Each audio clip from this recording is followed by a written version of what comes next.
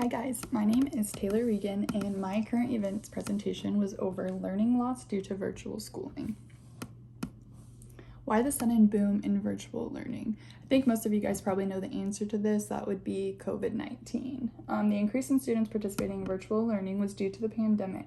When COVID-19 hit, many schools just closed down right away. A lot have reopened since then, but a lot went on to affect the students' well-being and education this past year with everything to do with the pandemic. Effects of virtual learning on students' education. One study reported that half of K through 12th grade teachers that taught at public schools said the pandemic led to significant learning loss in their students. More than 97% of educators said that they saw at least some learning loss in every single student that they taught. 57% of educators said that their students are behind at least 3 months. Many are behind even more than that. That's not even the average. That is the least possible amount of months.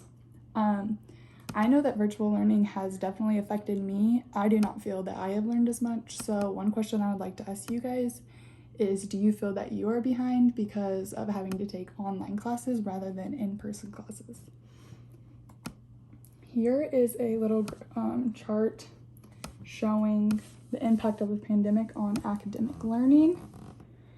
This shows a significant loss of learning, some loss of learning, and no impact.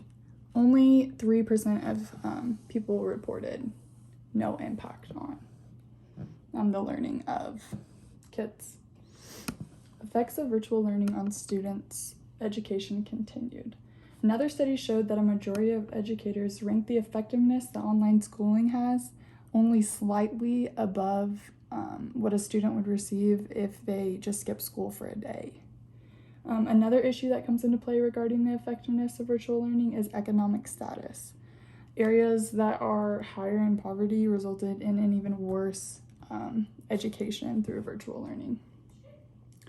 Here's a video that was in the article that I wrote my presentation over.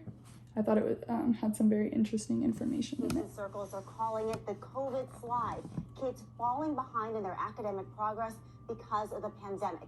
Now we can see this clearly in the data. The McKinsey study shows that already students have lost an average of 6.8 months of learning so far. But a lot of parents, including Terry Mikos in Illinois, are seeing this play out in real time in their own households. Her son was only in school for about 10 days this fall before all the kids got sent back home. I can see the slide going down. I can see him in his workbooks finishing and just doing anything just because his teacher's not checking it. So we have some good days, but we have a lot more bad days. McKinsey estimates that students could lose on average between $60,000 and $80,000 in lifetime earnings because of this disruption. And when you multiply that by millions of kids across the country, you're looking at a hit to GDP of up to $271 billion by the year 2040, when all these kids would be in the workforce. And Kelly, experts tell me it's going to be really hard for all these students to catch up, both academically and economically. Back over to you. I thought this video was really interesting because most people are focusing on the effects that they are seeing regarding these children's education right now, but this video talked a little bit about the long-term effects and how these kids, their earnings will go down just because of the effects that the pandemic has had on their education at their ages right now.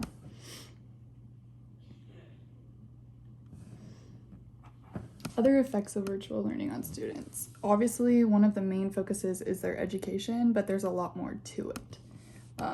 Educators are reporting significant loss in social emotional standpoint of these students. One study done by the Center for Disease Control and Prevention showed results that online schooling has presented more risks than in-person instruction related to child and parental mental and emotional health. I thought this was really interesting because it's affecting the kids' mental health, obviously, but the parents as well. Getting students back on track. The main goal, obviously, is to get students back in school. That's where they're going to learn the best, as we've seen how virtual learning has affected them. Many schools have reopened, and teachers are eligible for the COVID vaccine in all 50 states.